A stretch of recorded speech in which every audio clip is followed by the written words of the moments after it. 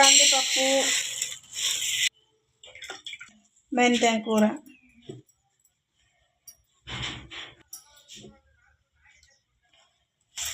టమాటా cut చేస్తున్నా.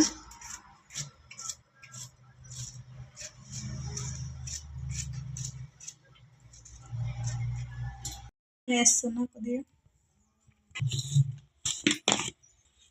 కారం, ఉప్పు ఒక చెంచా, పసుపు వేస్తే మంచి కలర్ వస్తుంది ఉడికేటప్పుడు. వాటర్ పోయాలి, అన్నీ వేసేసిన మొత్తం. కొద్దిగా కలుపుతా.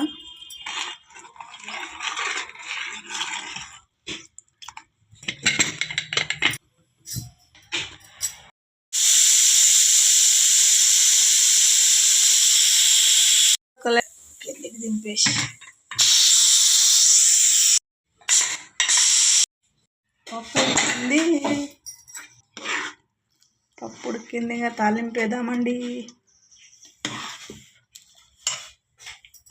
తాలింపుకు నూనె అయితే పోసిన బాడీలో. సలికి చిక్కగా అయింది, గడ కట్టింది నూనె.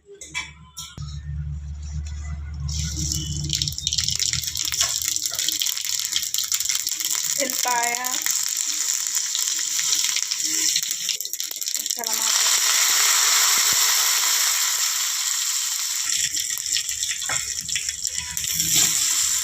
ఇంకా తాలింపు అయితే రెడీ అయింది. పప్పులకు పప్పు తాలింపు అయిపోయింది.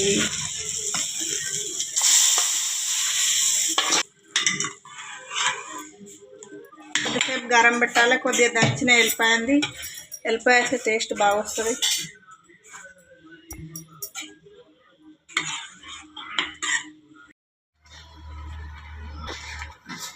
పప్పు మసులితే బాగా టేస్ట్ అనిపిస్తుంది మంచిగా.